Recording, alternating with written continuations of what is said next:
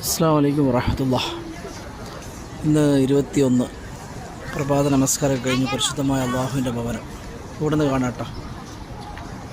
നമസ്കാരം കഴിഞ്ഞിട്ടേ ഉള്ളൂ. എന്തായാലും സന്തോഷവും സമാധാനമൊക്കെ നിറഞ്ഞൊരു ജീവിതം അള്ളാഹു നിങ്ങളിൽ എത്തിക്കട്ടെ.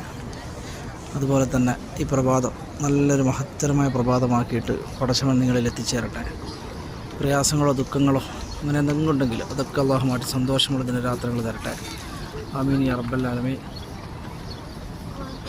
അതുപോലെ തന്നെ ഈ പ്രഭാതം എല്ലാ വീടുകളിലും, വീഡിയോ കാണുന്ന നമ്മുടെ സൗഹൃദങ്ങളിലെ എല്ലാ വീടുകളിലും പടച്ചവൻ്റെ കാരുണ്യവും കനിവൊക്കെ ഇന്ന് പെയ്തിറങ്ങട്ടെ.